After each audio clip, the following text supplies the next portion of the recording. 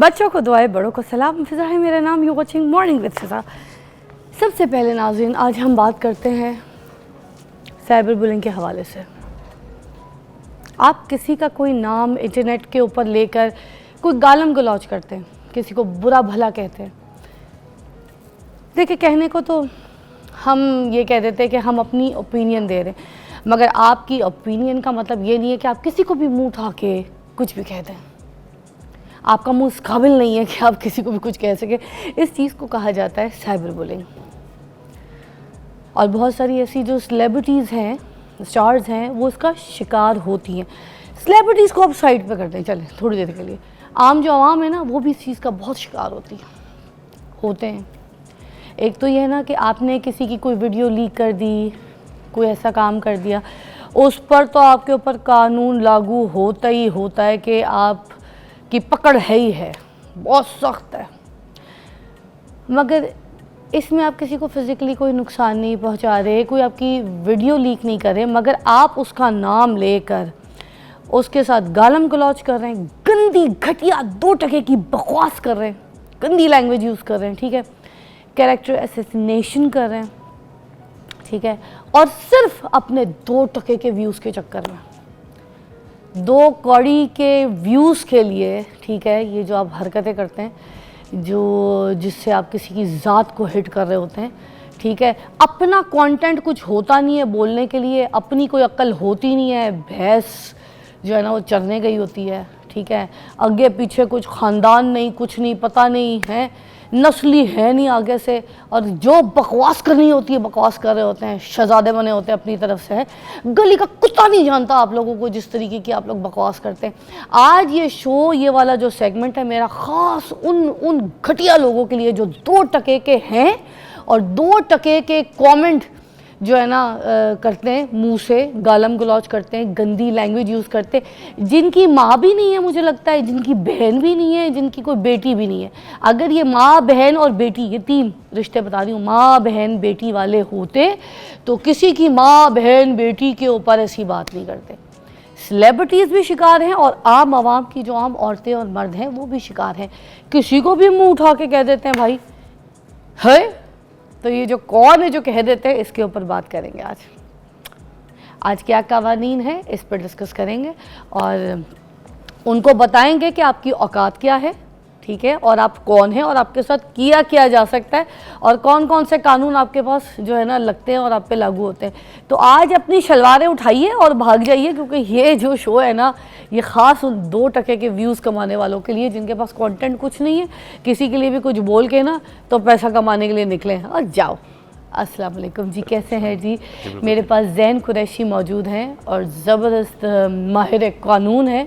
आज इनको ख़ास तौर पे मधु किया है कि आज हमें बता सकें। सबसे पहले तो हम शुरू यहाँ से करेंगे कि जिन लोगों की वीडियोस लीक कर दी जाती हैं, सबसे पहले उनके लिए क्या कहेंगे? देखिए, thank you for inviting me on the show. 2-3 किस्म के केसेस जो हैं, बीइंग ए लॉयर मैंने देखे हैं, जो पाकिस्तान में ज़्यादातर ऐसे केसेस आते हैं जो वीडियो लीक के हवाले से होते हैं। उनमें जो फर्स्ट कैटेगरी है वो तो ये है कि जैसे किसी का डाटा किसी के पास मौजूद है, ड्यूरिंग द रिलेशनशिप बना लिया जाता है और बाद में जब रिलेशनशिप ख़त्म हो जाता है उसको रिवेंज के तौर पे इस्तेमाल किया जाता है। लड़का लड़की के लिए करती है, लड़कियां लड़कों के लिए भी कर लेती हैं। जी बिल्कुल ऐसा। और दूसरा ये है कि जो आप है, तो ये बड़ी एक अफसोसनाक बात, बट कहीं पे जहाँ पे शादी भी इवन हो गई हो तो एक्स हस्बैंड एक्स वाइफ का डाटा शेयर कर देता है और एक्स वाइफ एक्स हस्बैंड का डाटा शेयर करती है शादी ख़त्म होने के बाद। और बाद में ये डाटा जो है, ये बाज़ औक़ात क्या होता है कि ये इस्तेमाल किया जाता है एक दूसरे को करैक्टर एक दूसरे का ख़राब करने के लिए, ये बताने के लिए कि मैं अच्छा था शादी में जी, तो ये साली अच्छी नहीं थी, इसका कैरेक्टर ख़राब था, इस तरीके की बात करने के लिए उनको यूज़ किया जाता है। और तीसरी, जी बिल्कुल ऐसा, तीसरी कैटेगरी ये है कि एक शख्स ने ना तो किसी को डाटा भेजा होता है, ना ही किसी शख्स को तस्वीर भेजी होती है, ना वीडियो भेजी होती है। उससे कोई ना कोई शख्स जो है वो जेलसी के अंदर ब्लैकमेल करने के लिए उसकी शक्ल को इस्तेमाल किया जाता है और उस शक्ल को या उसकी तस्वीर को किसी ऐसे इमेज के साथ लगा दिया जाता है जो कि सेक्सुअली एक्सप्लिसिट होती है, ऑब्जेक्शनेबल होती है, यानी एडिटेड तस्वीर तैयार कर ली जाती है। अच्छा, तो ये तीनों कैटेगरीज के केसेस हैं जो ज़्यादातर पाए जाते हैं या जो अदालतों के अंदर ज़्यादातर जो है वो देखे गए हैं। अब इनमें जब किसी की वीडियो या तस्वीर शेयर हो जाए अब प्रॉब्लम ये आती है, जो आपका क्वेश्चन था मैं उस तरफ आने लगा हूं, होता ये है कि आमतौर पे लोग ब्लैकमेल होते रहते हैं। ब्लैकमेल होने के बाद वो क्या करते हैं कि वो जब ऐसा शख्स उनसे मनी एक्सटॉर्ट कर रहा होता है, पैसे मांग रहा होता है, तो वो उसको पैसे भी देते रहते हैं। अच्छा जी, इसके पीछे जो क्रिमिनल इंटेंट होती है किसी क्रिमिनल की, वो 2 से 3 कैटेगरीज हो सकती हैं। या तो वो ब्लैकमेल करना चाहता है, या वो उसकी रेपुटेशन को हार्म करना चाहता है, या वो रिवेंज लेना चाहता है। अच्छा, अब तीनों कंडीशंस के अंदर जो शख्स ब्लैकमेल हो रहा होता है, अगर तो वो पैसे देना शुरू कर दे, तो देखा ये गया है कि वो जो ऑनगोइंग प्रोसेस है वो मजीद कंटिन्यू रहता है, वो खत्म नहीं होता। ठीक है। अच्छा, होता ये है कि आमतौर पे लोग ऐसे केसेस के अंदर FIR भी रजिस्टर्ड हो जाती है, लेकिन अदालतों में जाके कॉम्प्रोमाइज कर लेते हैं।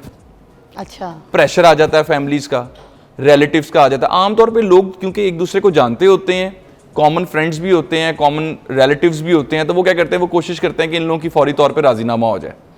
देखा ये गया है कि जो साइबर क्रिमिनल होते हैं इस तरह के केसेस के, जो ख्वातीन का ऑब्जेक्शनेबल डाटा शेयर कर देते हैं, ये रिपीट ऑफेंडर्स होते हैं। ये बाहर आते हैं और दोबारा उस एक्ट को रिपीट करते हैं। बहुत सारे केसेस में मैंने ऐसा देखा जहां पे ख्वातीन की पहले उनकी फैमिली मेंबर्स ने राजीनामा करवा दिया, कॉम्प्रोमाइज करवा दिया, उनको प्रेशराइज करके जी चलें कोई बात नहीं, ये बात बाहर नहीं जानी चाहिए, अभी तो खैर FIR हो गई है।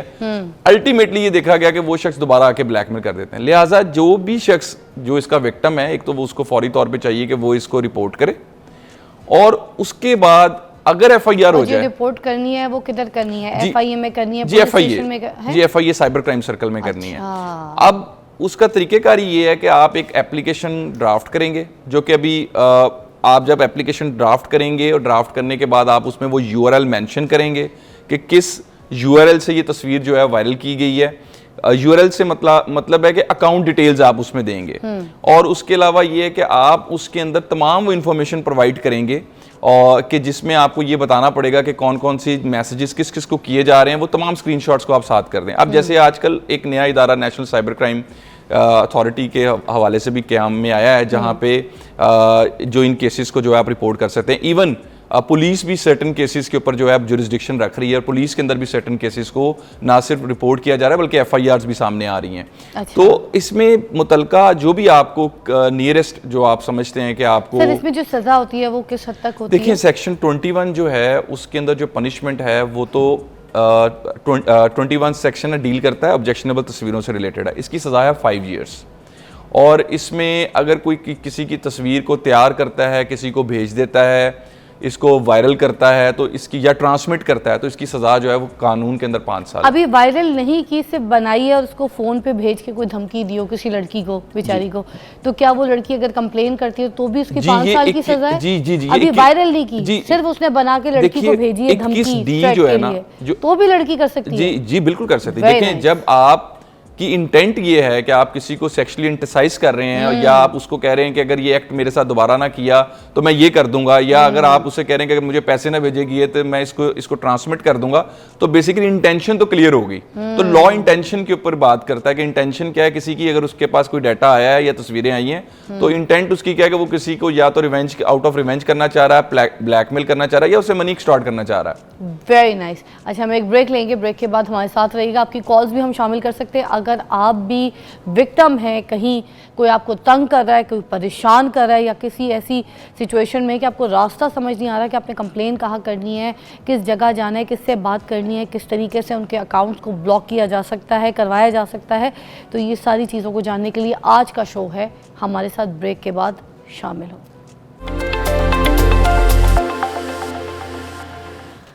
Welcome back, you watching morning with Fiza. नाज़रीन, आज हम बात कर रहे हैं साइबर बुलिंग के हवाले से। आप हमारे साथ कॉल्स में भी शामिल हो सकते हैं। अगर आप विक्टिम हैं, आपको कोई तंग कर रहा है और आपको रास्ता नहीं पता, तो हमारे पास ज़बरदस्त मेहमान मौजूद हैं जो कि ज़ैन कुरैशी एडवोकेट हैं, साइबर लॉज के बारे में अच्छी तरीके से डिटेल जानते हैं और आपको समझा सकते हैं। अभी हम ये जानेंगे कि अगर कोई सोशल मीडिया पे, ठीक है, आपका कोई पर्सनल नहीं है, कोई ताल्लुक़ नहीं है, कोई रिश्ता नहीं है, कोई शादी नहीं है, कोई भाई नहीं है, कोई कज़न नहीं है, उसके बावजूद अगर कोई आपका नाम लेके, ठीक है, और आपके बारे में बात करे और आपको गाली गलौज दे, आपको आपके कैरेक्टर को उछाले, ठीक है, आपकी ज़ात को टच करे, आपके घूमने फिरने, खाने पीने, आने जाने, उठने बैठने, हर चीज़ को डिस्कस करे और गंदे अल्फाजों में, सिर्फ अपने 2% के व्यूज़ के चक्कर में। तो ऐसे 2% के लोगों का क्या हाल होता है अगर ये कानून उसकी पकड़ करे? देखिए, बताइए। 3 लॉज हैं इस हवाले से, क्योंकि आपका क्वेश्चन है, इसमें 3 लॉज को मैं थोड़ा डिटेल के साथ इसलिए बताऊंगा क्योंकि टाइम ड्यूरेशन के साथ साथ नए नए लॉज भी साथ साथ इस लॉ के अंदर शामिल हुए हैं। ज़बरदस्त। पहला लॉ है सेक्शन 20, जो कि prevention of electronic crimes act 2016 जो लॉ आया था, उसके अंदर बताता है कि अगर कोई शख्स किसी के बारे में कोई ऐसी इंफॉर्मेशन लगाता है जो कि गलत है, उसकी सज़ा कानून के अंदर offence against dignity of a natural person की है 3 साल। लेटर ऑन, अभी आपने एक वर्ड इस्तेमाल किया साइबर बुलिंग, ये पहले लॉ का हिस्सा नहीं था। 2023 में क्रिमिनल अमेंडमेंट एक्ट 2023 आया और उसके अंदर कुछ अमेंडमेंट्स की गई और उन्हीं अमेंडमेंट्स के अंदर जो है साइबर बुलिंग को ऐड किया गया। अब जो साइबर बुलिंग है, ये सेक्शन है 24A। अब 24A जो है, इसकी जो सज़ा है कानून के अंदर वो है 5 years along with fine. 1 minute, समझ आ गया? 5 साल की सज़ा है। आगे चलते हैं। अब फेक न्यूज़, चूंकि ये बहुत ज़्यादा काम बढ़ता जा रहा है, कंटेंट जो है फेक न्यूज़ लगा दी जाती है, जिसके बारे में लगाई जाती है उसको लोगों को बाद में आके क्लैरिफिकेशंस देनी पड़ती हैं, और जैसे जैसे सोशल मीडिया के ऊपर यूजर्स बढ़ रहे हैं उसके साथ साथ जो फेक न्यूज़ का ट्रेंड है वो भी इंक्रीज हो रहा है। अब ज़बरदस्ती बोल देंगे, झूठ बोल देंगे किसके साथ शादी हो गई है, ठीक है, और कुछ भी ऐसी बात बोल अभी रिसेंटली इस लॉ में मजीद अमेंडमेंट्स की गई हैं। अब इस लॉ को कहा जाता है prevention of electronic crimes act amended act 2025। अब उसमें एक नया सेक्शन ऐड किया गया जिस सेक्शन को 26A कहते हैं। उसमें जो फॉल्स इंफॉर्मेशन, फेक न्यूज़, इन दोनों का जिक्र आया है। इसकी सज़ा भी 3 साल है। लिहाजा section 20, section 24A, section 26A ये लॉ में ऐड किए गए हैं कि फेक न्यूज़ जो स्प्रेड की जाती है लोगों के बारे में, उनकी रेपुटेशन को हार्म करने के हवाले से उनकी इज्जत ख़राब कर दी जाती है, या फिर बाज़ औक़ात उनके बारे में कुछ ऐसी स्टोरीज बना दी जाती हैं जो कि आमतौर पे इसके ज़्यादातर इफेक्टी जो देखे गए हैं वो पॉपुलर लोग हैं जिनको माशरे में लोग जानते हैं। होता ये है कि जब लेट्स सपोज अगर मैं एक अदर देन दी एक पॉपुलर शख्स होने के अलावा मैं बात कर रहा हूँ, देखें ना, पॉपुलर जितने भी लोग होते हैं, सेलिब्रिटीज़ होते हैं, नामवर कोई भी किसी भी काम में अपने शोबे में जब वो किसी नाम को कमा लेते हैं, अपना नाम बना लेते हैं, तो ये जो लोग जिनकी मैं बात करती हूँ कि 2% के थंबनेल के लिए 2% के लोग, इनको तो गली का कुत्ता नहीं जानता। ये जो किसी के बारे में बकवास करते हैं किसी सेलिब्रिटी के, मुझे गुस्सा तो ये आता है कि यार शर्म नहीं आती इन लोगों को, ठीक है, बगैर तो को शर्म नहीं आती। मरियम नवाज जी बेचारी एक औरत है यार, ठीक है, उसके लिए वीडियोस बनाते हैं, उसके लिए कैसे कैसे गंदे गंदे थंबनेल बनाते हैं, कैसी कैसी बात करते हैं, किसको किसके साथ उस औरत को बेचारी को जोड़ देते हैं। यार तुम लोग को शर्म नहीं है? तुम लोगों ने मरना नहीं है? तुम लोग को हया नहीं है? कोई है, एक मुल्क का इतना बड़ा नाम है, वो काम कर रही है, वो एक औरत है यार, तुम लोग मरियम नवाज को नहीं छोड़ते यार, तुम लोग शर्म नहीं है तुम लोगों को? किस किस्म के लोग हो तुम लोग? और उसके अलावा अगर आप देखें कि बहुत सारे लोगों के जो बिजनेस करते हैं, जैसे पॉपुलर ब्रांड्स हैं, आमतौर पे उनके बारे में लेट्स सपोज कि अगर आपको नेगेटिव रिव्यू दे देते हैं, मैं ये बता रहा हूँ कि इसके इफेक्ट्स क्या आते हैं लेटर ऑन। नेगेटिव रिव्यू इस तरह से बताइए, सपोज आप मेरे शो पे ना होके गए, ठीक है, और मैंने पीछे से आपके बारे में ये बोल दिया, उसको जानता कोई नहीं है, किस तरीके की बकवास करके गया, झूठा है, मकार है, बकवास कर रहा था, ये कोई तरीका है, ये आदमी ऐसा है, ये आदमी यूं है, आदमी का कैरेक्टर ऐसा है, आदमी ना ये इसी टाइप का है। अब इस पे मेरी क्या सज़ा होगी?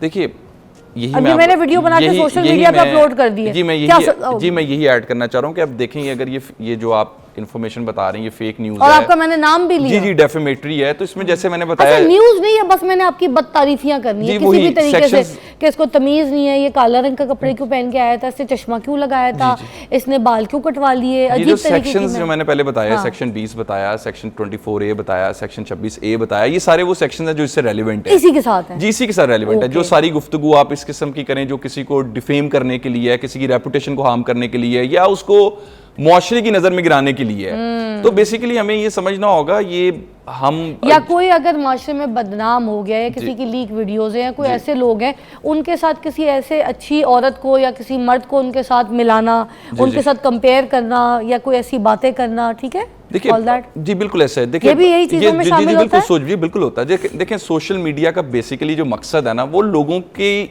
रेपुटेशन हार्म करना नहीं है, वो एक सोशल इंटरेक्शन उसका मकसद है। लेकिन जब आप उसको इसलिए इस्तेमाल करें कि आपने उससे कोई अपना मकसद अचीव करना है, या आपने लेट्स सपोज, मैं आपको एक मिसाल देने लगा था, लाइक अगर एक शख्स है, उसका कोई ब्रांड है, चाहे वो रेस्टोरेंट चलाता है, आप अगर उसके बारे में एक फेक स्टोरी लगा देते हैं, या आप उसके कोई खाने पीने का प्रोडक्ट है उसके बारे में फेक न्यूज चला देते हैं, कभी ये भी देखिएगा कि उसके बाद उसकी सेल्स किस तरीके से अफेक्ट करती हैं। आमतौर पे ये देखा गया कि एक फेक न्यूज तो लग जाती है, वो जो बिजनेस है उसको 2 से 3 दिन लगते हैं खत्म होने में।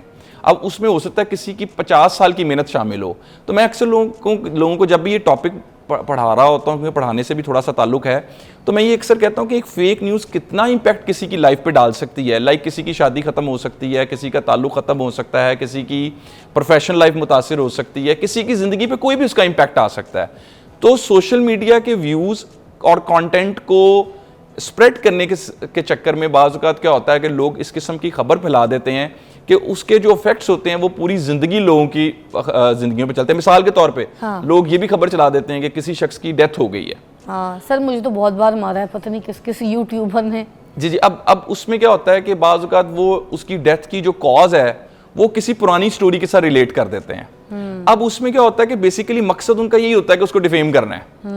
तो मैं ये इसको इस तरीके से थोड़ा सा बताना चाहूँगा कि बेसिकली सोशल मीडिया के ऊपर जब भी आप इस तरीके से किसी के खिलाफ कोई खबर लगाते हैं, तो उसमें ये याद रखें कि उस शख्स की ज़िंदगी पे जो उसके असरात गुजरते हैं। मैं एक केस के हवाले से ज़्यादा एक तफसीलात नहीं दूंगा, मैं वन ऑफ द केस के बारे में आपको बताना चाहूँगा कि एक ऐसा केस मेरे पास आया जिसमें खातून की ऑब्जेक्शनेबल तस्वीरें फेक एंड एडिटेड तैयार की गई।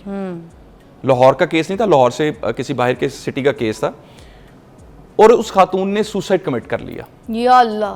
तो ये लोगों को बताना बड़ा ज़रूरी है कि आप जब भी कोई एक्ट करते हैं सोशल मीडिया पे, या आप कोई भी एक्ट ऐसा करते हैं जिससे आप किसी की ज़िंदगी या रेपुटेशन को हार्म करने की कोशिश करते हैं, तो याद रखिएगा उसके जो इफेक्ट्स हैं वो उस शख्स पे क्या गुजरेंगे इसका आपको इल्म नहीं है। वाह सर, 1 मिनट यहाँ मुझे थोड़ी सी जगह दीजिएगा।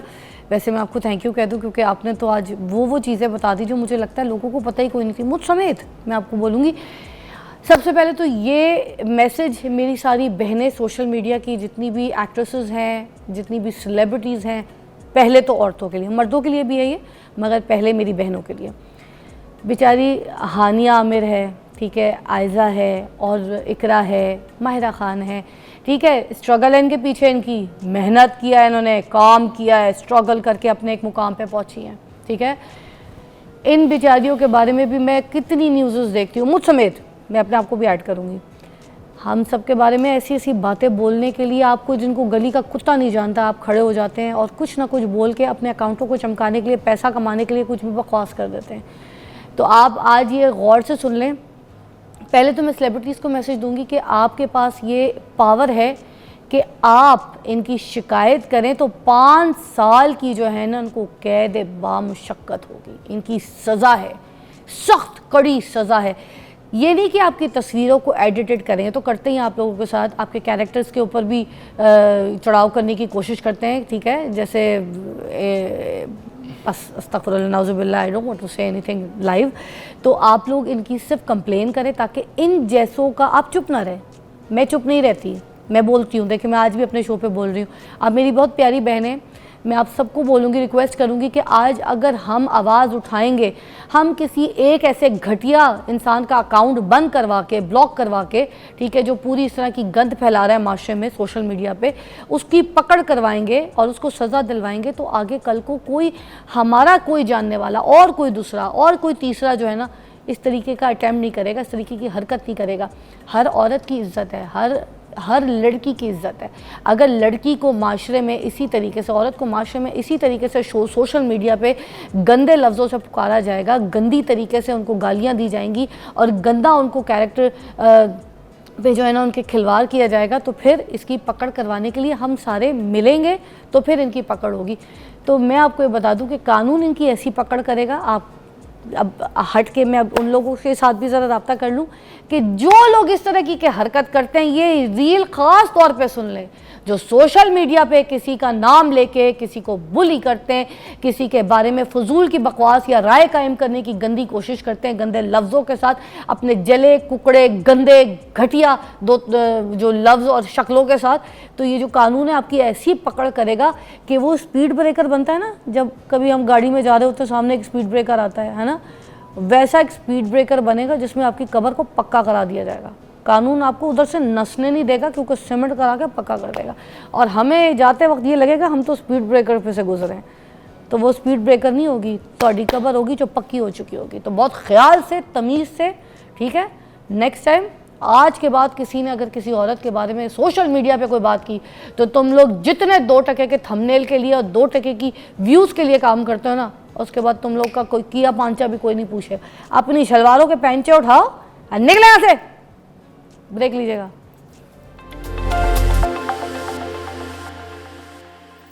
नाज़रीन, अभी हम बात करेंगे बोटॉक्स और फिलर्स के ऊपर, वेरी इंपॉर्टेंट।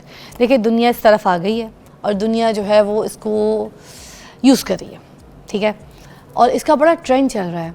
तो फिलर्स और बोटॉक्स में फ़र्क क्या है, आज इसके ऊपर भी बात कर लेंगे थोड़ा सा, क्योंकि वैसे तो बच्चे को पता है कि बोटॉक्स क्या होता है, फिलर्स क्या होते हैं, मगर उसके बावजूद दोबारा थोड़ी सी, क्योंकि हम प्रोग्राम की एक बुनियाद बनाएंगे, फिर उसके बाद हम आपको सारा सिनेरियो बताएंगे कि किस तरीके से आप अपनी स्किन के ऊपर फिलर्स यूज़ कर सकते हैं और किन सिचुएशंस में आप बोटॉक्स यूज़ कर सकते हैं। तो हमारे साथ रहिएगा। हमारे साथ मौजूद है डॉक्टर तैयबा जाहिद, जो कि एस्थेटिक फिजिशियन है, माहिर जमालियात हैं।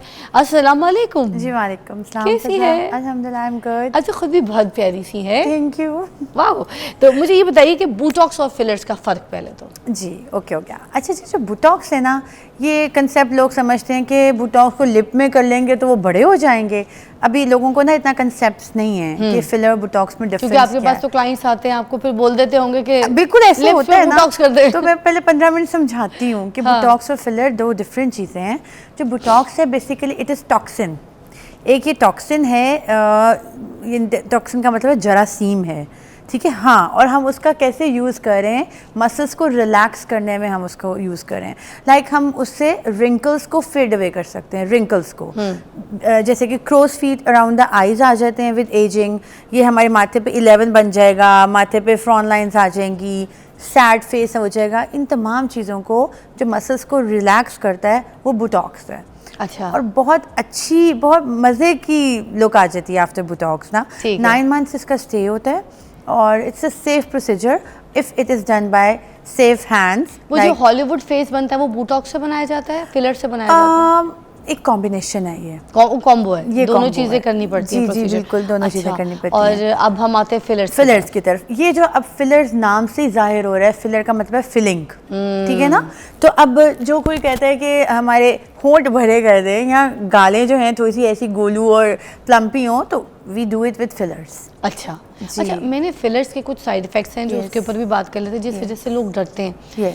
लोग कहते हैं अगर फिलर्स करवा लिए गए, एक तो कुछ जो लोग करवाते हैं उनकी एक जैसी शक्ल हो जाती है। जैसे जब लड़के ड्रामों में दाढ़ी रख लेते हैं, खत रख लेते हैं और बाकी हीरोज़ भी रख लेते हैं, तो सारे हीरोज़ एक ही शक्ल के लगते हैं मुझे ऐसा लगता है सारे एक्टर जो हीरोज़ हैं ये एक ही शक्ल के हैं, ये सारे एक ही कैरेक्टर हैं, क्योंकि खत से सेम फीचर्स लगते हैं। ऐसे है। उसी तरह जब फिलर्स करवा लेती हैं लड़कियाँ या औरतें, तो फिर उसके बाद उनके फीचर्स भी सारे एक जैसे लगना शुरू हो जाते हैं।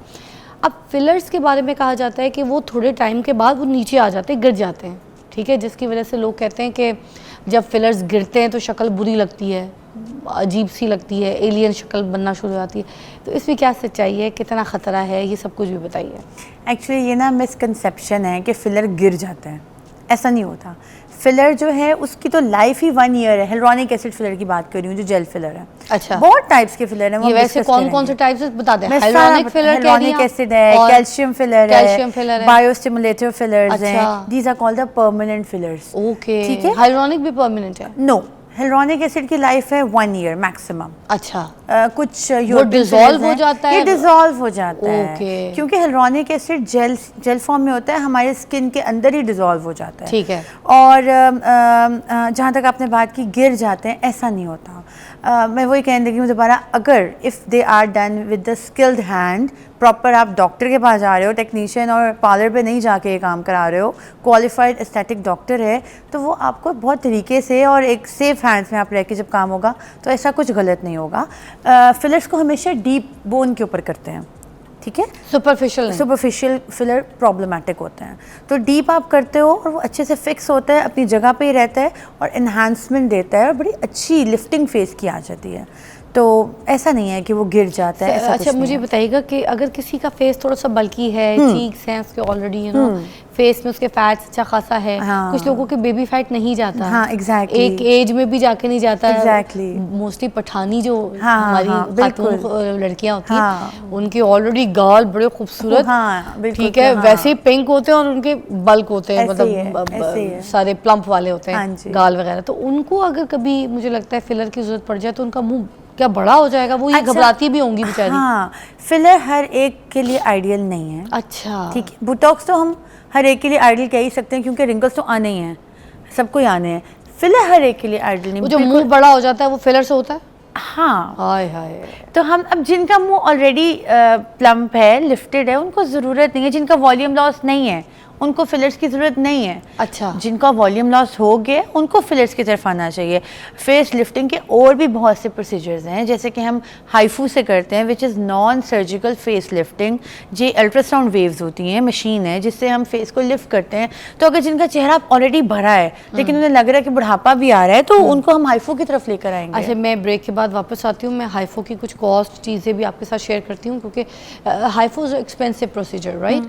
और ये कितने टाइम तक लास्ट रहता है, क्योंकि हम बोटॉक्स फिलर्स पे हैं, मगर थोड़ा सा हाइफो को भी टच करेंगे क्योंकि बोटॉक्स फिलर्स भी आप लिफ्टिंग के लिए इस्तेमाल करते हैं, फिलिंग के लिए इस्तेमाल करते हैं, and same procedure HIFU using for this as well. Will take a break, will be right back. भाई क्या बात है, आज हम बात कर रहे हैं फिलर्स और बोटॉक्स के ऊपर, और मैं आपको बताऊं वाकई इससे शर्माना नहीं। अगर आपने अपनी ब्यूटी को इन्हेंस करना है, अगर आपको कोई चीज़ ऐसी बॉदर करती है या फिर आपको ऐसी एजिंग है, कुछ लोग तो बहुत उसको ग्रेसफुली इंजॉय करते हैं मगर कुछ लोग बहुत डिप्रेशन में चले जाते हैं, तो ये ख़ास तौर पे फिलर्स बोटॉक्स उन लोगों के लिए हैं जो उनकी डिप्रेशन से उनको बचा सकती है, क्योंकि कुछ लोगों को अपने चेहरे से बहुत प्यार होता है, कुछ लोगों को अपनी जवानी से बहुत प्यार होता है, कुछ लोगों को बिल्कुल पसंद नहीं कि उनका लास्टिक जो है चेहरे का वो गिरे, या फिर कुछ आजकल जो मैंने देखा यंग लड़कियाँ भी कैट आइज़ बनवा रही होती हैं, यू नो, फीचर्स थोड़े से इन्हेंस करवा रही होती हैं, चीक बोन्स सही करवा रही होती हैं, किसी के बिल्कुल चेहरे पे फैट्स नहीं होते उधर फिल करवा रही होती हैं, और लड़कियों में इस तरह के थोड़े बहुत चेंजेस से लड़कियां बहुत खूबसूरत लगना शुरू हो जाती हैं, जो कि बड़ा ट्रेंडिंग है everywhere, you can see in the social media. तो जिसको जो कराना है, बस ये मैं आपको कहूँगी इन्फॉर्मेशन सही होनी चाहिए, इसलिए मैं शो कर रही हूँ आज कि आपको इन्फॉर्मेशन हो और सही जगह जाए, ऑथेंटिक जगह जाए, जिनका हाथ प्रैक्टिस में उनको जिनको काम आता हो। ऐसे ही है ना जी? आपने सही। अच्छा, कुछ मोटी मोटी इंपॉर्टेंट बातें आप बता दें कि एक तो ये जो कैट आइज़ वगैरह बनती हैं जिससे लिफ्टेड आंख वगैरह और चीक्स वगैरह, तो वो भी फिलर्स या बोटॉक्स? अच्छा, जो कैट आई है ना, जिससे आप कह रहे हो कि ये लिफ्ट होनी चाहिए, ब्रो लिफ्ट हो, ये हम बोटॉक्स के थ्रू भी कर सकते हैं और थ्रेड्स के साथ भी कर सकते हैं। अच्छा, थ्रेड्स के साथ बड़े अच्छे रिजल्ट्स आते हैं, और बोटॉक्स एक यानी कि बस एक इंजेक्ट करते हैं हम एक पॉइंट पे, पेनलेस प्रोसीजर है और आपकी ऐसे ऊपर चढ़ जाती है ब्रो। तो ये मैं अपने लिए भी करती हूँ और मेरी काफ़ी क्लाइंट्स हैं जो फुल फेस बोटॉक्स कराती हैं, तो कहती हैं हमारी ब्रो भी लिफ्ट कर दें। लोगों को बड़ी अवेयरनेस आ गई है अब कि बोटॉक्स से हम अपनी ब्रो को लिफ्टिंग दे सकते हैं। तो और आपने भी एक बात की थी कि सबको यानी कि प्यारा बनना अच्छा लगता है, ये वो इन चीज़ों को, हाँ, इन चीज़ों को लेना। एग्जैक्टली, मैं आपसे ये बात करने लगी थी। मेरे पास ऐसी ख़वातीन आती हैं जो कहती हैं, बाकायदा कहती हैं, डॉक्टर साहब हमें डाइवोर्स से बचा लें, हम अगर आपने ये ना किया तो हमें डाइवोर्स हो जाएगी। हम like I also do the filler for the filler सिर्फ फेस के लिए नहीं होते, फिलर और भी बॉडी पार्ट्स के लिए होते हैं। अच्छा, तो मैं फिलर्स करती हूँ अपने क्लिनिक में फॉर ब्रेस्ट, फॉर हिप्स, तो इसके लिए भी मेरे पास पेशेंट्स आती हैं और रोटी भी बकायदा आती हैं कि हमें ये प्रोसीजर कराना ही कराना है, वरना हमारे इनके इस तरह के मसले मसाइल हो जाएंगे। तो आपको ये चीज़ें जो हैं कॉन्फिडेंस देते हैं और आपको ख़ुद को अच्छा लगता है, तो मेरा ख्याल है लेना चाहिए। और अब तो एक सिंबल है कि यार वाकई हम बोटॉक्स फिलर कराते हैं, एलीट क्लास है, तो मेरा ख्याल है प्राउडली बताना चाहिए कि वी डू दिस, हम ये लेते हैं। अच्छा, जो एक तो किसी के अगर जैसे नाक थोड़ी सी फैली हुई है, कुछ लोगों के नथने थोड़े से ना नॉस्ट्रिल्स, नोस्ट्रिल्स, हाँ। तो एक वो भी चल रहा है ना, जो नोज के इधर इधर कुछ This is इंजेक्शंस Botox। लगवा लो। अच्छा, फिर ये सब बुटॉक्स के कमालात से हैं। पतली हो जाती है क्या? नोज पतली हो जाती है, कुछ मसल्स या का वो ऐसा मूवमेंट बंद हो जाती है, बुटॉक्स एक्चुअली नहीं कर देता, मसल्स को पैरालाइज करता है, तो वो पैरालाइज हो गया। अब उससे पैरालाइज फिर हो पतली गया। कैसे हुई तो ना? फिर वो जो मसल यहाँ काम कर रहा था उसको इस तरह लेके जाया था नोज को, नॉस्ट्रिल्स को, तो वो पैरालाइज होके स्लिम कर देता है। चिन का बुटॉक्स भी लोग करते हैं, बहुत ट्रेंडिंग हाँ, वो elongated हो जाता है, एग्जैक्टली। दैट लुक्स नाइस, अच्छा ट्रेंडिंग में आया बहुत वो। अच्छा है। फिर वो सैड लाइंस अच्छा, के उससे लिए, डबल चिन भी कम लगती है, मैं देखा। हाँ, क्योंकि वो elongated हो जाती है ना, तो फिर वो इतना इनकी जॉ लाइन मजे की बन जाती है। हाँ। बुटॉक्स से हम फुल फेस की लिफ्टिंग कर सकते हैं। अच्छा। बड़े अच्छे इसके यूजेस हैं। अच्छा, एक मैं आपको भी टिप दूंगी, आप पे भी थोड़ी सी जो चिन है ना वो बड़ी प्यारी लगेगी। बुटॉक्स हल्की करना सी चाहिए। वो जो, हाँ, वो वाली है ना। मेरी थोड़ी सी डेविएटेड है। आप हाँ। आपके भी फेस पे देखें, इसी तरह आप हाँ। जज कर सकते हैं किसी को या फिर अपने फेस को, और आप किसी को अगर बताएं तो सही बताएं, मशवरा बिल्कुल। दें, और उसके बाद सही जगह जाके अगर आपका दिल कर रहा है तो आप ये कर सकते हैं। बहुत से सेलिब्रिटीज़ करवा रहे हैं, नॉर्मल लड़कियां करवा रही हैं, और हाउस वाइफ्स करवा रही हैं, जॉब करने वाली लड़कियां करा रही हैं। तो कहीं से आपको दिल करता है और सही जगह का, ऑथेंटिक जगह से, तो करवा के अपनी ब्यूटी को एनहांस कराइए, एंजॉय कीजिए। ये परमानेंट थोड़ी, थोड़े टाइम के लिए रहते हैं फिलहाल, फिर उसके बाद कहते हैं चल सो चल किसी और घर चल, ब्रेक लेते हैं।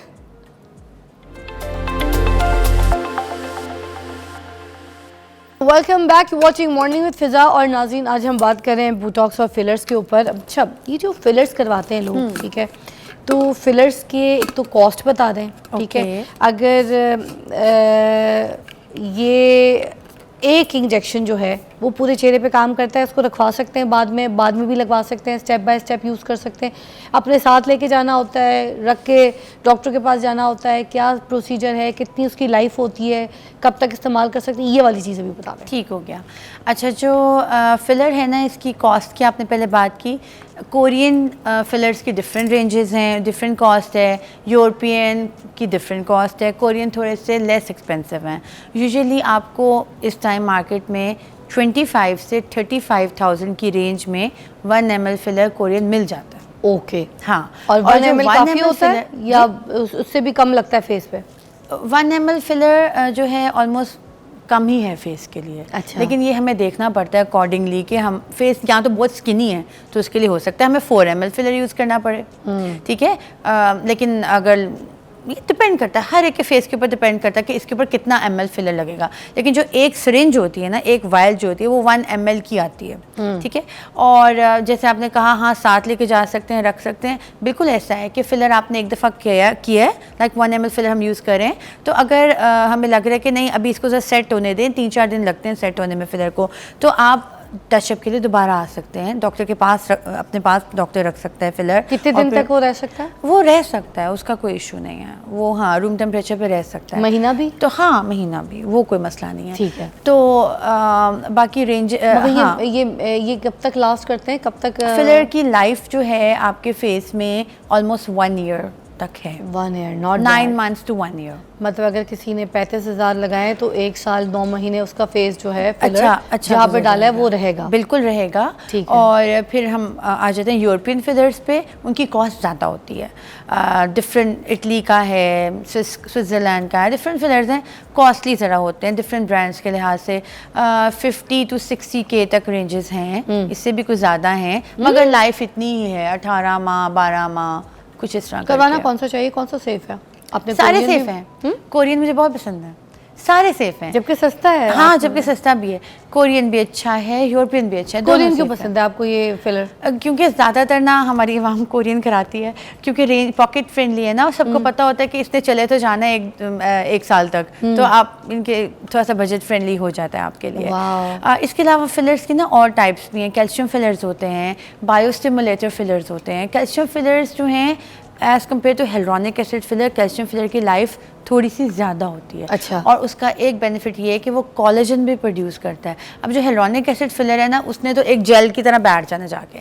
जो कैल्शियम फिलर्स हैं या फिर बायोस्टिमुलेटर फिलर हैं, ये डिफरेंट ब्रांड्स के आते हैं, ये आपकी स्किन में अपना ही स्किन से कोलेजन बनवाते हैं और आपको नेचुरली यूथफुल करते हैं। यानी कि आपने एक दवाई ऐसी अपनी स्किन में डाल ली है जो आपको डे बाय डे जवान बनाई जा रही है। ये वो चीज़ है। अरे वाह, ये नई नई चीज़ें आपने हमें बता दी। बोटॉक्स की भी कॉस्ट बता दें। बोटॉक्स हर क्लिनिक के डिफरेंट रेट्स हैं, लेकिन अपर हाफ के लिए ज़्यादातर लोग बोटॉक्स कराते हैं।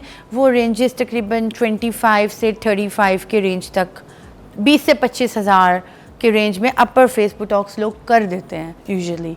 और फुल फेस बोटॉक्स की रेंजेस 50, 40, 50, 60, हर क्लिनिक हर एक के लिहाज से डिफरेंट और है। बोटॉक्स जो है कब तक लास्ट करते हैं, ये आखिरी सवाल हाँ, है, ज़रूर बता दें। बोटॉक्स दो टाइप के हैं, कोरियन भी है और एक अमेरिकन बोटॉक्स भी है, ठीक है। जो अमेरिकन बोटॉक्स है उसकी कॉस्ट बहुत ज़्यादा है एज़ कम्पेयर टू कोरियन, बहुत ज़्यादा डिफरेंस है दोनों में। और लास्टिंग इसकी 9 मंथ्स, 6 to 9 मंथ्स।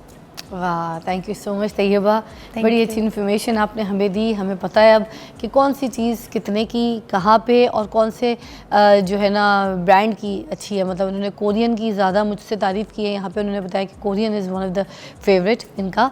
और आप भी अगर कहीं जाते हैं तो कोरियन की डिमांड कर सकते हैं। पॉकेट फ्रेंडली है, बोटॉक्स हो या फिलर्स हो, आपको जहाँ पर लगता है कि आपको रिक्वायर्ड है और आपकी ब्यूटी इन्हेंस हो सकती है। और अगर आपको कोई ट्रॉमा है अपने हस्बैंड की तरफ से या ससुराल वालों की तरफ से, या किसी ऐसी आपको अपने फीचर्स की वजह से कोई ऐसे डिप्रेशंस हैं, तो कॉन्फिडेंस को बूस्ट करने के लिए you can use it, because ये कोई लाइफ टाइम नहीं होते। कोई भी प्रोसीजर ये लाइफ टाइम नहीं होता। ये आप अगर यूज़ करते हैं तो फॉर टाइम बीइंग आपको ये थोड़ा सा बूस्ट दे देगा, आपके कॉन्फिडेंस को बिल्ड कर देगा, and then you can use it and enjoy it. ठीक है, आपको मिलते हैं ब्रेक के बाद। असिस्टेंट प्रोफेसर डॉक्टर अफाफ मंजूर हमारे साथ मौजूद है। काफ़ी टाइम के बाद आई हैं। आज मैं आपको बता दूं, आप इंतज़ार कर रहे होंगे, मगर उम्रे पे गई नहीं थी, ईद के बाद ही चली गई थी उम्रे पे। और माशाल्लाह आज मुबारकबाद हमसे तो लिए है, आप भी मुबारकबाद दीजिए, दिल में दे दीजिए, मुबारकबाद पहुंच जाती होती है। Thank you so much for coming. Thank you very much. और अगेन लाइव भी आपको मैं मुबारकबाद दूंगी Thank you जहाँ so से आप much. होकर आई हैं। आपका फर्स्ट ट्रिप है आपको ये। भी जल्दी जल्दी लेके जाए। आमीन, सबको जिसकी ख्वाहिश है सबको ले जाए। सबके लिए जो भी है, जाहिर है ये इतना मुकद्दस फरीज़ा है और वाह। इतनी खूबसूरत जर्नी है। वाह। मतलब आप जो भी अफोर्ड कर सकते हैं हज उम्रा एक दफ़ा ज़रूर ये जर्नी करें। वाह माशाल्लाह, बहुत बहुत मजा आया, स्पिरिचुअल जर्नी, बहुत मजा आया होगा। हाँ, मतलब I travelled lot of countries और मतलब हर जगह जब जाती हूँ ना तो ये सोचती हूँ यहाँ दोबारा नहीं जाऊँगी, कहीं और जाती हूँ ना, कोई और जगह होनी चाहिए। बट दिस प्लेस मतलब मैं जब से आई हूँ मेरा दिल करता है कि मैं फ़ौरन कोई दोबारा से बंदोबस्त हो जाए और मैं दोबारा पहुँच जाऊँ। आपके चेहरे की कशिश बता रही है, आप बहुत खुश हैं। आपकी आंखों में मुझे लगता है वो नज़ारे बसे हुए। हाँ, वो तो सब रुके हुए हैं, वो ठहरे हुए हैं। बहुत मजा आया, बल्कि मैं वहाँ ठहर गई हूँ। वाह बहुत मजा आया। चलो माशाल्लाह, अल्लाह ताला सबको जो है ना ये मौका अता फरमाए कि सब जाएं। और मैं अब यहाँ पर बताऊँ कि हमारा आज का टॉपिक क्या है। नाज़रीन सुनिएगा गौर से। पहली नज़र की मोहब्बत, जिसको हम इन्फेक्चुएशन कहते हैं, ये टीनेजर जो है ना उनके अंदर बड़ी अहम है कि जज्बात बहुत ज़्यादा आपके अंदर हावी हो जाते हैं, ऊपर उमड़ के आ जाते हैं। कोई शख्स आपको अच्छा लग गया, कोई लड़की आपको अच्छी लग गई, तो आप कहते हैं बस यही सब कुछ है, इसी के साथ हमारा फ्यूचर है, यही हमारी ज़िंदगी है, यही हमारा सब कुछ है। माँ बाप के साथ लड़ाई कर लेते हैं, किसी भी हद तक चले जाते हैं कि नहीं मैंने इसके साथ जो है ना अपनी ज़िंदगी गुजारनी है, मैंने इस फलाने के साथ शादी करनी है। अब इसको कहते हैं हम कच्ची सोच, पक्की सोच थोड़ी होती है ये, क्योंकि जज्बात में आकर जब आप इस तरीके के फ़ैसले लेते हैं और इस तरीके की चीज़ों को सोचते हैं, उसका अच्छा बुरा नहीं देखते आप, कॉन्सिक्वेंसेस नहीं देख रहे होते, या उसकी अच्छाई या उसकी बुराई वो भी आपको दिखाई नहीं दे रही होती। वो कहते हैं ना मोहब्बत में बंदा अंधा हो जाता है। तो इसीलिए हम ये समझ के बैठ जाते हैं कि जो कुछ हो रहा है या जो वो हमारे अंदर ये कुछ उमड़ रहा है, ये जो हमें एक वाइब्रेशन करंट से लग रहे हैं, हमारे अंदर घंटे घड़ियाल बज रहे हैं, तो ये शायद जो है ये मोहब्बत है, हमें मोहब्बत हो गई। और मोहब्बत के बाद का जो अगला स्टेज है वो इश्क हो जाएगा हमें, और इसके बाद कहानी ख़त्म हो जाएगी, तो ये हो गई है ऐसे। तो जैसे ही शादी होती है उसके बाद पता चल जाता है कि ना तो ये मोहब्बत थी, ना तो ये इश्क था, ना ये इन्फेक्चुएशन की कोई पकड़ दमड़ थी। तो आज हम इस बारे में जो है ना बात करेंगे कि ये इन्फेक्चुएशन क्या है, ये मोहब्बत क्या है, ये इश्क क्या है? अब इसका फ़र्क जो है इस पे बात करेंगे अफाफ के साथ। अस्सलाम वालेकुम जी। वालेकुम अस्सलाम। अब मैंने कहा प्रोग्राम का सही वो मुबारकबाद हो गई थी सब कुछ, अब तरीके से आगाज़ करते हैं। मुझे बताइए कि जी ये जो इन्फेक्चुएशन है और ये जो मोहब्बत है, इसका क्या फ़र्क क्या है? अच्छा, ये आपने सारी स्टोरी बड़े अच्छे से 2-3 मिनट में ना सारा शुरू से लेके एंड तक ख़त्म कर दिया, जैसे 3 आवर्स का हल कोई नहीं बताया अभी।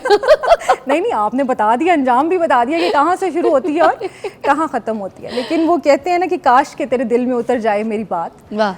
तो बात ये है कि हमारे जो आजकल के टीनेजर्स हैं और ख़ास तौर पे ये जो ऑनलाइन आजकल बहुत एक मोहब्बतों का सिलसिला शुरू हुआ है, मोहब्बतें नहीं हैं वो बेसिकली ये आपके सारे के सारे अफेयर्स हैं। आप ये देखें कि कितने ही टीनेजर्स, मेरे पास बहुत सारे केसेस आजकल ऐसे आते हैं जो कि ऐप्स के ऊपर, गेम्स के अंदर आपको पता है बहुत सारी फ्रेंडशिप्स हो जाती हैं और वो ऑनलाइन जो है वो कनेक्शंस बिल्ड होते हैं और उसके अंदर वो कहीं स्टक हो जाते हैं, इमोशनली अटैच हो जाते हैं।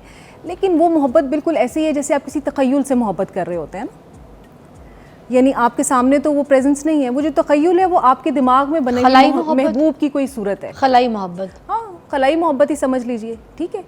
अब वो खलाई मोहब्बत जब फिर कहीं सामने आती है और फिर उसका चेहरा कुछ और होता है, जो ऑनलाइन टाइप की भी बातें होती हैं वो कुछ और होती हैं, अमल कुछ और होता है। हमने तो वो कोई फ़िल्टर शुदा 4-5-7 तस्वीरें हम एक्सचेंज करके समझते हैं कि ये सारी दुनिया है, लेकिन रियलिटी में जब हम टाइम स्पेंड करते हैं तो वो सब कुछ मुख्तलिफ हो जाता है। और इससे क्या है कि आपकी ज़िंदगियाँ तबाह हो रही हैं। मतलब हम ये कहने को तो है, मजाकन तो कह लेते हैं कि यहाँ से शुरू हुई और यहाँ ख़त्म हो गई। आपने जैसे कहा कि वालिदैन के साथ लड़ाई झगड़ा, घर वालों के साथ, यानी वो सारी दुनिया से लड़ाई करके उस टाइम हीरो बन के कि नहीं यही एक इंसान है जिसकी ज़िंदगी में मैंने हीरो बनना है और यही एक औरत है जिसके लिए मैंने हीरो बनना है। उस वक्त आप करके अपना करियर सारा दाव पे लगा के, अपनी स्टडीज़, एजुकेशन सब दाव पे लगा के आप उसके अंदर जंप कर जाते हैं और बाद में आपको पता चलता है कि आपने तो सब कुछ खो दिया है और फिर उसके लॉस में आप इतने ज़्यादा गिरे रहते हैं कि आप कम से कम भी 5-7 साल लग जाते हैं उन सारी चीज़ों की रिकवरी करने में।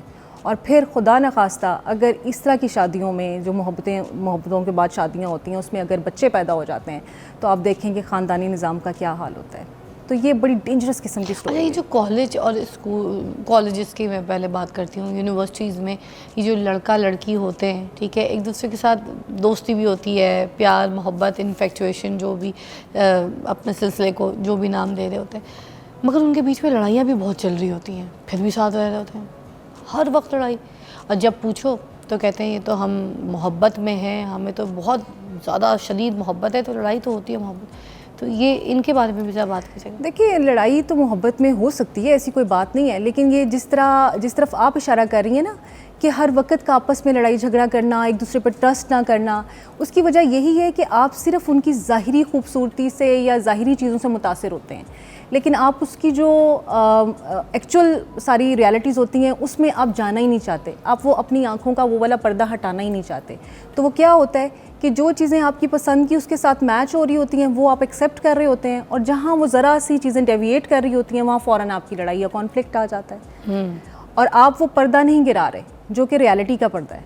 और फिर ये क्या है, आजकल आप देखें तो यही कुछ हो रहा है कि मैं उसके बगैर रह नहीं सकता। अच्छा, इसमें एक बहुत बड़ी वजह जो है ना वो एक्सेसिबिलिटी है, मतलब आप हर वक्त एक दूसरे के साथ अवेलेबल है, ऑनलाइन है, आपको जो है मुसलसल एक राब्ते में है हर वक्त।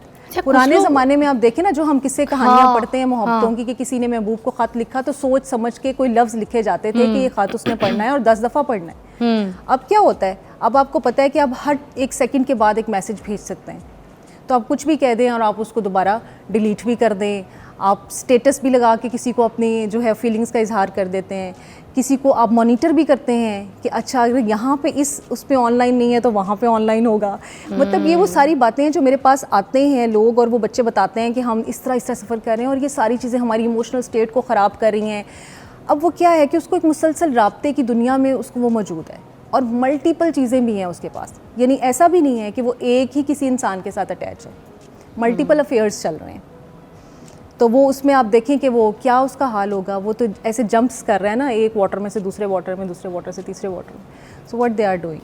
अच्छा, ये जो कॉलेज की यूनिवर्सिटीज़ की जो स्टूडेंट्स होते हैं, इनको मैं चाहूँगी कि आज आप ज़रूर बताइए ताकि इनको फ़र्क पता चले कि मोहब्बत और इन्फेक्चुएशन जो है उसका फ़र्क क्या है। क्योंकि उन बेचारों को समझ ये नहीं आ रही कि मोहब्बत हुई है या नहीं हुई है, या ये इन्फेक्चुएशन। हाँ। ये बता दें बहुत- तो इसका बहुत- फॉर्मूला ज़रूर बताएं बच्चों। देखिए वही बात है कि मैं बता ज़रूर दूंगी, लेकिन काश के तेरे दिल में उतर देखिए जाए क्योंकि मेरी बात। मैं आपको बताऊं, देखिए बहुत से लोग शायद, हाँ, शायद, मोहब्बत बिल्कुल। में बुराई समझते हो। बिल्कुल। मुझे मोहब्बत में कहीं बुराई नहीं लगती। हाँ। मैं मोहब्बत को प्रमोट करती हूँ, मैं तो मोहब्बत की बिल्कुल, शादी को भी बिल्कुल। प्रमोट करती हूँ। मैं तो लेकिन हर वो रिश्ते में मोहब्बत हो मोहब्बत, ना। मगर मोहब्बत हो, मोहब्बत हो। इन्फेक्चुएशन ना हो। अच्छा देखिए, आपकी बात ठीक मोहब्बत है। जो है ना, साइकोलॉजिकली अगर हम देखें कि एक जज्बा है, एक इमोशन है, जैसे बहुत सारे और हमारे और ये 5-7 टीन एज में emotions बहुत हैं। जल्दी शुरू होता है। ये एक पॉजिटिव इमोशन है। अच्छा। फिजा, जैसे आपने कहा कि आप मोहब्बत को बहुत पसंद करती हैं, प्रमोट करती हैं, ठीक है। मोहब्बत एक जज्बा है, एक इमोशन और एक पॉजिटिव इमोशन है जो कि शायद फितरतन इंसान के अंदर है। वाह। वो चाहता है कि वो मोहब्बत हासिल करे, वो मोहब्बत बांटे, वो शेयरिंग करे उस सारी चीज़ में। लेकिन ये जो हम बात कर रहे हैं ना कि पहली नज़र की मोहब्बत, वो तो पहली नज़र में आपको सिर्फ किसी से अट्रैक्शन होती है। कोई आपकी आंखों को अच्छा लगता है तो आपका दिल चाहता है कि मैं इसके साथ बैठूं, बात करूं, या ये मेरे पास हो। अब असल मोहब्बत वो होती है जो आंखों से दिल में उतरे। तो वो दिल के अंदर तक का सफ़र जो है ना, वो इतनी आसानी से तय नहीं होता है। उसके लिए बड़ी मंजिलें पार करनी मतलब पड़ती हैं। आंखों से दिल में उतर के तू मेरी धड़कन हाँ। में है, ये पता हाँ, चलना बिल्कुल। चाहिए। अच्छा, और फिर ये दिल के बाद जब रूह तक पहुंचती है ना चीज़, तो वो असल मोहब्बत होती है। वाह। मैं आपको एक रसूल हमज़ा तौफ की एक नज़म सुनाती हूँ, वो मुझे बहुत पसंद है। वो शायद ज़ाहिर है हर बंदे ने मोहब्बत को डिफ़ाइन किया, अज़लों से चल रही है, जब से दुनिया कायम हुई है मोहब्बत में, दुनिया बनी मोहब्बत में। मोहब्बत पे तो बन गई देखिए है ना, दुनिया। हमारे नबी पाक सल्लल्लाहु अलैहि वसल्लम के इश्क में जो है वो ये दुनिया बनी। कुछ मोहब्बत पे और हुआ ये है। सब मोहब्बत के सिलसिले हैं। तो रसूल हमज़ा तौफ एक बड़े फेमस सियाहत पे लिखने वाले राइटर हैं, और अगर कोई सियाहत को पढ़ना चाहता है और जो सियाहत को जानता है वो रसूल हमज़ा तौफ को भी जानता होगा।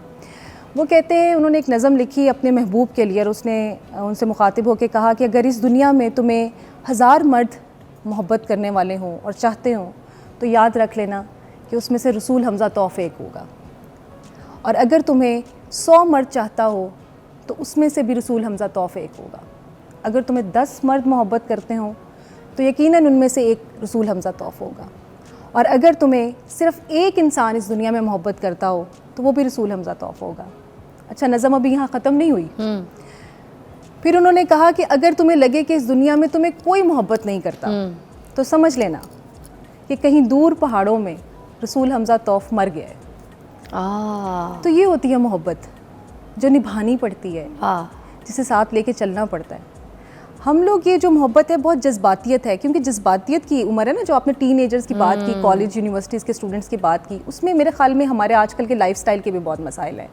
वालिदैन के पास टाइम नहीं है। वो जो पहले एक घर का सिस्टम होता था, जॉइंट फैमिलीज़ होती थी, उसमें बच्चे टाइम स्पेंड करते थे बड़ों के साथ, कोई गपशप लगाते थे, उन्हें इतना वक्त नहीं मिलता था। अब वही बात है कि उन्हें बहुत वक्त है उनके पास मोबाइल्स पे, और फिर जब कोई उनकी सुनता नहीं है, एक नेचुरल फ़्लो है उनके अंदर जज्बात का, जो उन्होंने कहीं टिल्ट करना है ना, तो फिर जो शख्स उन्हें सबसे ज़्यादा एक्सेसिबल होता है और आसान लगता है, वो उसके साथ जुड़ जाते हैं। तो फिर लड़के और लड़कियां दोनों इसको सफ़र करती हैं। एक बात मैं और बता दूं, ये ना सिर्फ ये हमारे माशरती कॉन्टेक्स्ट है, बल्कि हमारा नफ्सियाती तौर पे भी, और हमारे जो ब्रेन के सारे स्ट्रक्चर्स हैं मेल और फीमेल के, वो भी बहुत डिफरेंट है।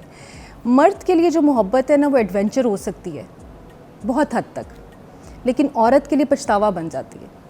इसलिए औरत को बहुत सोच समझ के मोहब्बत करनी चाहिए। एक ब्रेक लेंगे इसी बात के साथ। बड़ी बात की है, बड़ी गहरी बात की है, समझिए।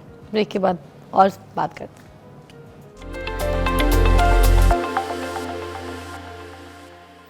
Welcome back. हम अफाफ हमारे साथ मौजूद है, इन्फेक्चुएशन और मोहब्बत के ऊपर बात कर रहे हैं। आज के दौर में जो यूथ है उनको समझा रहे हैं कि इसमें फ़र्क क्या होता है, उसके कुछ टिप्स और फार्मूला जो है आपको बताने की कोशिश कर रहे हैं यहाँ पे। मुझे बताइएगा, क्या इन्फेक्चुएशन किसी के जहनी या जज्बाती सेहत पर असर डाल सकता है? बिल्कुल। अभी हमने सारी जो गुफ्तगू की है ये यही है कि जब आप ओवरली अटैच्ड होते हैं, कोई भी इमोशन, चाहे वो मोहब्बत है, गुस्सा है, किसी भी किस्म का कोई इमोशन जो कि जज्बात से हमारे ताल्लुक़ रखता है, वो कोई भी हो जिसमें एक्सेस हो जाती है, वो हमारे लिए बहुत डिफ़िकल्ट हो जाता है। जैसे हाथ काट लेना, मैं जान दे दूंगा, हाँ, बिल्कुल, बदतमीजी बिल्कुल, करना, घर वालों बिल्कुल, के साथ चीखम चिल्ला करना, शोर अच्छा, ये जो हाथ काटना और ये सब है, ये तो देखें साइकोलॉजिकल डिसऑर्डर है, ठीक है, ये नहीं आप नॉर्मल नहीं है। मगर लेते तो मोहब्बत के नाम पे स्टेप्स हैं लोग। मतलब कोई भी नॉर्मल इंसान अपने आप को जख्मी नहीं करता, अपने आप को कट्स नहीं लगाता। ये भी कहते हैं ना, घर छोड़ के चला जाऊंगा, मेरे घर पास छोड़ के चली जाऊंगी। हाँ, और ज़्यादातर लड़कियां ऐसी चीज़ें करती हैं क्योंकि वो जज्बाती ज़्यादा होती हैं।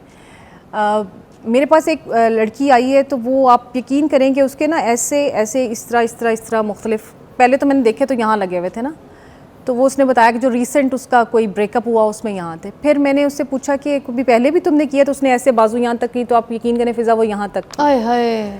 अच्छा, मैंने कहा ये क्या है, तो वो क्या था कि हर ब्रेकअप के ऊपर 3 निशान लगे। अब उसने लगाने तो ऊपर से शुरू किए हुए थे कि पहले मतलब पेरेंट्स को नजर ना आए या कुछ इस तरह से, फिर वो सारे यहाँ। अच्छा, these people are merciful, this is not a normal behaviour. ये बहुत हद तक उस इंसान को भी अंडरस्टैंड करना चाहिए। अगर कोई खुद इस परेशानी में मुब्तला है टीन, तो उसको फौरी तौर पे कंसल्ट करना चाहिए फॉर हेल्प। और अगर पेरेंट्स हैं और उन्हें नज़र आता है कि उनके बच्चे को इस तरह से अनयूजुअल बिहेवियर करते हैं, तो बजाय उनको मारने के, बजाय उनको डांटने के, उससे ज़्यादा गड़बड़ होती है। अब आप देखें कि हमारी कितनी ही लड़कियां इस तरह के जज्बात में आके कि जब वालिदैन उनका साथ नहीं देते और उनको समझते नहीं है कि ये उनके साथ कोई एक जहनी कैफियत हो सकती है, तो वो उनके लिए बड़े बोल्ड स्टेप्स ले लेते हैं, मतलब उनकी मर्ज़ी के बगैर शादी कर देना या फिर उनकी पढ़ाई ख़त्म करवा देना। तो क्या होता है, उनकी सारी ज़िंदगी ख़राब हो जाती है। तो वालिदैन को भी अपने बच्चों की सिचुएशन समझनी चाहिए, और अगर आप ख़ुद भी इस कंडीशन में से सफ़र कर रहे हैं, तो आपको ये पता होना चाहिए कि ये आपकी कोई अटैचमेंट नहीं है, कोई मोहब्बत नहीं है, ये आपकी एक ज़हनी कैफियत है जिसको कि इलाज की ज़रूरत है। और अगर आपकी ज़िंदगी में कोई ऐसे लोग हैं जो कनेक्टेड हो गए हैं, लेकिन टॉक्सिक लोग भी बहुत हैं मोहब्बत में ना, उनकी मोहब्बत तो बहुत डेंजरस है, जो टॉक्सिक मोहब्बत है उनको तो प्लीज़ आप लीव आउट करें। मैं हमेशा ये कहती हूँ कि लग्जरी है, अगर आपकी लाइफ में ये आपको है कि अभी कोई आपका रिश्ता नहीं बना और कोई टॉक्सिक महबूब है, तो भाई कोई आपको गाली निकाल दे बदतमीज़ी से, कोई गुस्से से ज़बरदस्ती आपको डाउन करे, बोले, नहीं, ये तो बड़ी ऊट-पटांग क्लियर इलामात कैरेक्टर पे बात करें, तो फिर तो ये मोहब्बत नहीं है। महबूब को से तो जब आपको मोहब्बत होती है, ये जो आपको चाहता है वो तो आपको हर रूप में चाहता है, वो तो आपका उसको हर रूप अच्छा लगता है, उसकी बुराई आपको बुराई नज़र नहीं आती उस टाइम पे, ठीक है, यानी जब आप उसके अंदर इन्वॉल्व होते हैं। और अगर ऐसा होता है कि आपको लगता है कि उसमें कोई कमी है, तो आप उसको बेहतर करने की कोशिश करते हैं, उसका साथ देते हैं। बहरहाल मोहब्बत को बहुत सोच समझ के करना चाहिए आज के दौर में। अच्छा, सिकलैन की कॉल है, उनको भी शामिल करते हैं। अस्सलाम वालेकुम, इस्लामाबाद से। जी सिकलैन भाई, क्या कहेंगे आज हमारे टॉपिक के हिसाब से? अफाफ भी हमारे साथ हैं।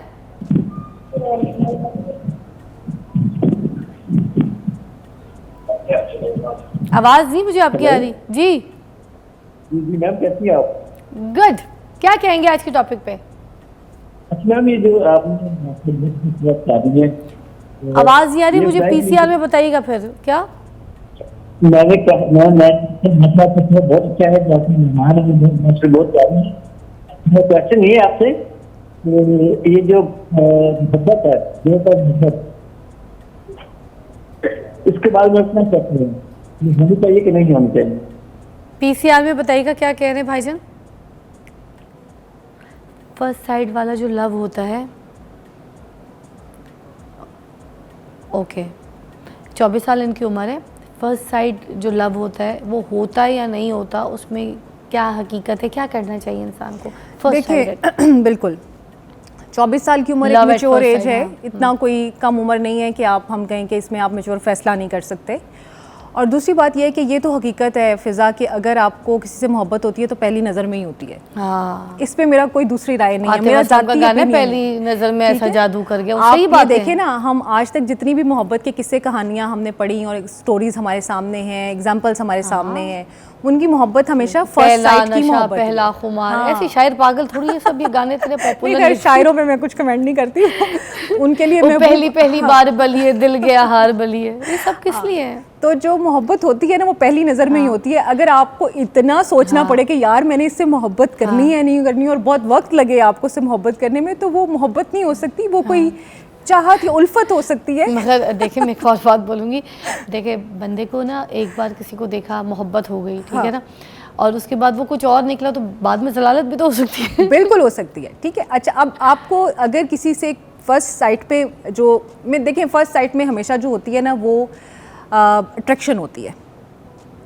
आप उसको अट्रैक्शन का नाम दें, जो पहली नज़र में आपको होती है वो अट्रैक्शन होती है, अच्छा लगना, ये अच्छा लगना, ठीक है। अब जैसे मैंने आपको बताया कि अगर वो इस कदर अच्छा लगता है आपको कि वो आपके दिमाग पर इतना सवार हो जाए कि आपके दिल में उतरना शुरू हो जाए, तो वो फिर कहीं मोहब्बत की इलामत उसमें शुरू हो जाती है। अच्छा, लेकिन मैं फिर जो हमारे टीनेजर्स हैं उनको ये ज़रूर कहूँगी कि क्योंकि उस उम्र में अगर तो आपको ये लगता है कि हर चौथा बंदा आपको अच्छा लग रहा है, जो कि लगता है आजकल, तो फिर ज़रा सोच लें कि इन 4 में से कौन सा है जो ज़्यादा आपको लगता है कि मोहब्बत के काबिल है।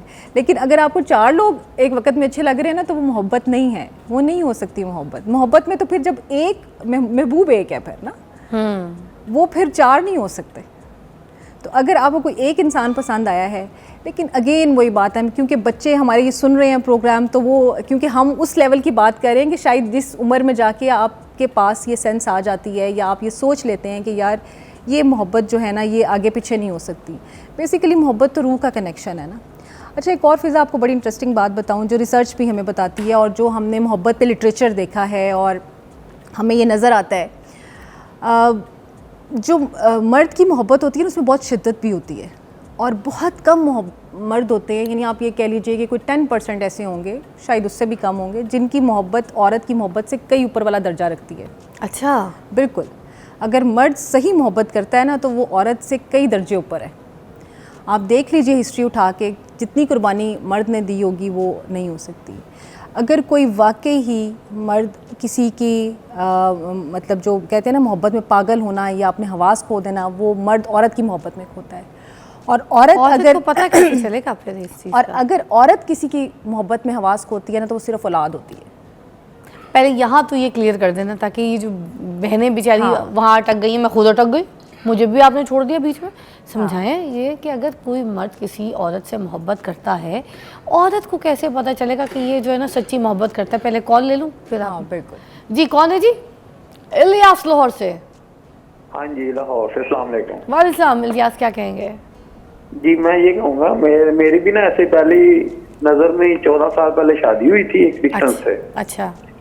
उसको मैंने ये कहा था कि आप पहले मुसलमान हो जाए, कलमा पढ़ ले, हमारे नबी का तो शादी कर ले। शादी कर ली। 14 साल मेरी वाइफ रही है वो, ठीक है। अभी जैसे आपने कहा पहली नजर में नुकसान भी इंसान को ही होता है अगर जानते ना हो। अब वो 5 बच्चे मेरे लेके जज्बाती इतनी है, वो 1 मिनट में अपने भाई के वर्गलाने में आई है, पास्टर है यूनाबाद में। 5 बच्चे लेके उधर चली गई अपने खानदान में, क्रिश्चियनों में मेरे बच्चे रह रहे हैं वहाँ। देखिए मेरी कैसी जिंदगी तबाह हुई है ये। अब वो बच्चे ना मैं ले सकता हूँ, इस्लामपुरा पुलिस है, इन्होंने उनके वाले कर दिए हैं मेरे बच्चे भी।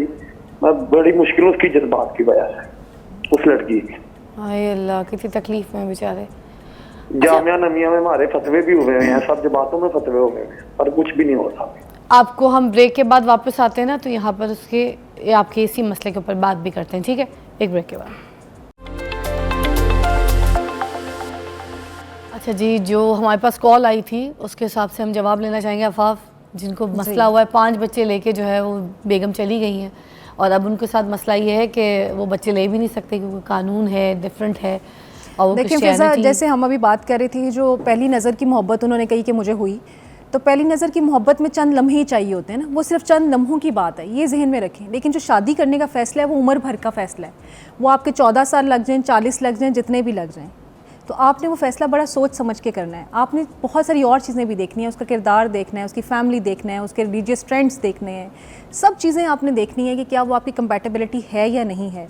अगर नहीं है तो उस मोहब्बत को बस फिर आप अपने दिल में रखें, उसको एंजॉय करें, वो जब याद आए उसको याद करें, लेकिन प्लीज़ अपने ख़ानदान की, अपने बच्चों की ज़िंदगियाँ मत तबाह करें। आय हाय आय हाय। हमारे पास लियो बट मौजूद हैं, टिकटॉक पे वायरल है, बड़े ज़बरदस्त सिंगर है और मैं कहूँगी कि आज बहुत कुछ हमें सुनाएंगे। और सबसे पहले तो मैं आपको थैंक यू कहूँगी, आपने टाइम निकाला, हमारे पास भी आए, वरना तो आप अपने टिकटॉक की लाइफ में बहुत मशहूर हैं हर जगह और बड़ा ट्रेंड आपने सेट किया। कहीं पे भी लोग खड़े होते हैं, बैठे होते हैं, वहाँ जाकर गाना शुरू कर देते हैं। This is something unique. जी बिल्कुल, ये टिकटॉक के लिए क्योंकि एल्गोरिथम है कि आप लाइक ऑडियंस में या करें। वैसे मैं गाता था, इतना वायरल नहीं होता था। हाँ। तो फिर मैंने ये तरीका अपनाया, तो ये टिकटॉक में मैं पहला ही हूँ कि जिसने ये स्ट्रीट सिंगिंग ये ट्रेंड स्टार्ट किया। चले जी, फिर आप हमें आज क्या सुना रहे? मेरा एक काफ़ी ये वायरल जा रहा है मसला के नाम से, कि किसी के पास भी मैं जाकर कहता हूँ यहाँ मसला है। हाँ। वो कहता है क्या मसला है? हाँ। फिर मैं कहता हूँ कि वो भी अपने ना हुए, दिल भी गया तो से ऐसे आने उससे तो बेहतर था ना आना, दिल का उनके अंदाज़े करम उन पे वो आना, ना सुना उसने तवज्जो से फसाना दिल का, ना सुना उसने तवज्जो से फसाना दिल का, उम्र गुजरी है मगर दर्द ना जाना दिल का। ओ कोई उड़दा कहा जाता है, सज्जन मुका जांदे ते लग मौत दा ना जांदा। वाह वाह वाह, झोल झोल खड़े हो जाए। ओके आ जाए आप खड़े हो जाते, जरा एंजॉय करें सही से, है ना, हम तो मजा करें। Thank you. झोल जो तू नहीं तो ऐसा मैं चेहरा कि जिसकी खूबसूरती मांद पड़ी हो, ऐसा मैं दरिया जो बहना ना चाहे हुण तेरो तेनू चांदे चांदे, तेरे हुस्न ते मरदे असी रोज की करिए सजना बोल, सजना बोल की करिए रामा रामा तू खो तेरे ते मैं वारी जावा, मैं तेरे गुन गावा, मैं रामा मोड़ लिया हुण तेरो तेनू चांदे चांदे, तेरे हुस्न ते मरदे असी रोज की करिए सजना बोल। वो जो बीच में दूसरा गाया था वो भी गाए, वो भी गाए जल्दी से। बहुत सोनिए जे तेरे नाम वाह वाह वाह, दगा मैं कमावा, आहा नी रब करे मैं मर जावा, वाह। हाय अल्लाह दी सो मैं मर जावा, वाह। दुनिया तो डर के जे तेनू छड़ जावा, नी रब करे मैं मर जावा, हाय अल्लाह दी सो मैं मर जावा, हो लबनी नी तेरे जही वाह चीज ये जहान ते, सो तेरी खावा हथ रख के कुरान ते, अफुल्ला जेहा दिल तेरा, अफुल्ला जेहा दिल तेरा, जे कदी मैं दुखावा, नी रब करे मैं मर जावा, हाय अल्लाह दी सो मैं मर जावा, मर जावा मर जावा, सही से। वाकई मोहब्बत के पीछे आज का हमारा जो शो था वो मोहब्बत पे था, इन्फेक्चुएशन पे था। तो जिसको अगर इन्फेक्चुएशन की समझ नहीं है ना तो शादी करके बस मर जावा। अल्लाह हाफिज़।